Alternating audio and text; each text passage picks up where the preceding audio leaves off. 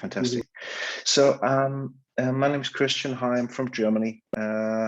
I have an own company basically on consulting business in the B2B environment, and I'm also a lecturer, free independent lecturer on the university in Frankfurt. I have looked into the environment of YouTube and how that can be used to connect individuals, and specifically in the chemical industry. So a quick agenda, what I will talk to you about is, I'll talk to you a bit about the background, why we have looked into the study and why we have started to investigate how YouTube is a better channel or a potential channel in the future to connect people. That's very important, we think, to consider. The other thing is we believe that this approach is needed at the time. We show some key findings, a proposed framework we deducted based on the findings we have, and then adjusted and implications we have looked to, and obviously some references. So YouTube, and actually when I started to look into that, I didn't actually know that, but YouTube is the second largest search engine worldwide based on searches per day. Okay, it's all Google's world, but YouTube is the one most people go to. And there's and I was wondering why this is not used in search power for the B2B business. So everyone's doing it on Google, but there's not so much about it in the real life in YouTube. The second thing is there is a change in the generation. So in the next 5 to 10 years, we will see that the key decision makers in the B2B business, so who decide on budget, on purchase decisions, etc., will have the decision makers, right, which have an increased affinity to videos more than people today, because this generation grew up with YouTube as an entertainment area, to be honest. And related to the YouTube search powers, this is an area you can look into. The second thing is the transformation in the culture. So COVID probably has, but did speed it up, but we see there's a huge on-demand culture. Means people go online and look for the answers themselves. They don't want to have someone to call you or to do in B2B business. And that's an area we need to understand better. Based on that, we deducted some research questions. Number one is the main one. This is one which is driving us on understanding how we can embed actually YouTube in the B2B environment, and how we can use that to connect people, individuals in a B2B environment. We then looked into the B2B environment on YouTube, what is knowledge about there and what is the status. And then the third one was a question about which concepts are there we can use to make, for frameworks to work on.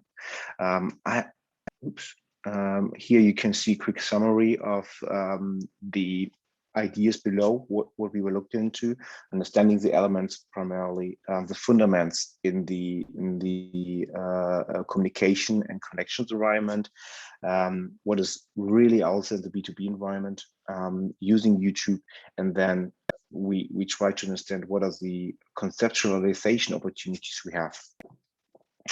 The next thing is, that's something wrong. We looked into Scholar databases. We used a lot of Google Scholar and some others to find publications dealing with the relevant topics.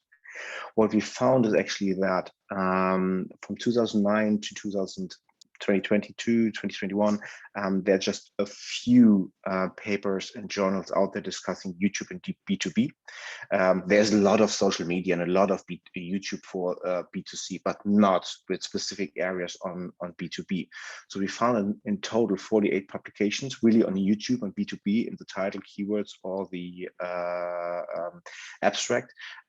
We see starting 2017, 2018 becoming this more hot topic, and the existing literature is focusing on YouTube to provide information. We used therefore some the content analyze approach to Renfield. I assume you're familiar with. We use that as a baseline to review. We found a lot of things, and I will provide this presentation afterwards, but personalized content is one of the most important things we see. The customer journey we found has multiple areas we can touch base on and say where the B2B customer is, relating, talking, or has a touch point with a supplier. And so you have multiple areas where you can interact with your customer, and using YouTube for that.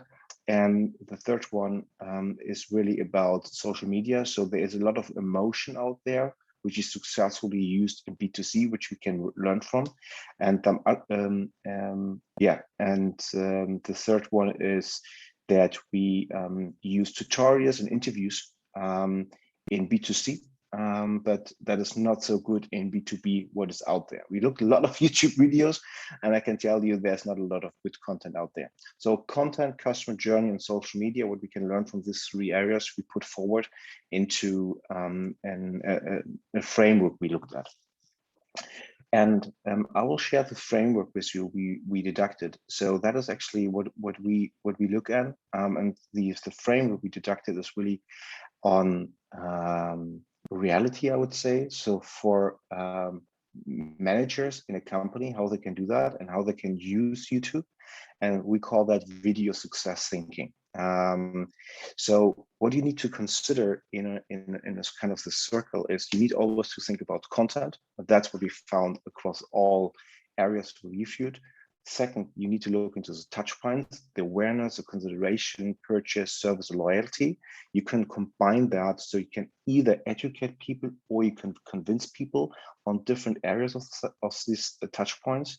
The third thing you need to think about is communication or cooperation. So how are you going to use this, and what is the area or the intention you want to do? And then the stimulus is the other one, super important. Which emotion you want to trigger. So is this a task, is this actual emotion, is this an interaction, or is this about advertising customers? And the very important thing is, and that is last one I fear, there's no one fits all character, we believe, based on everything we read and everything we found out there on concept in social media, in other areas, etc. So that was, there's no one fits all. And if you dive into that a little more detail, you see that the top area is really about the subject, what you want to submit as a message, for instance, in a tutorial for a B2B customer, to answer frequent asked questions, etc. Second area is really about the relation, how you interact with your customer, with your B2B customer, and there's always continuity. So you cannot stop doing that. It's not a one-time, one-fits-all solution which you put out there and you're saying, now I'm done. And we believe this framework will help managers and companies doing a good job on using videos in a successful way for B2B.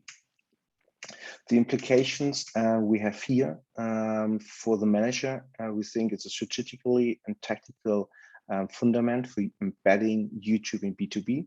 And we think this will help collect and explore, it's very important, collect and explore user customer related information for the future business based on the change we will see in customers in the age coming up. This is very important to consider. On academic things, this will also help this framework first to be more specific, where to review and find current available YouTube knowledge. And the second one, areas for future research to explore the cause and effect. And this framework, we are pretty sure will help that's the 9 minutes. Be a little more. Yeah, that's the 9 minutes. And will help being more structured. And that's basically it in a very short way. And the last sentence I have is YouTube goes B2B.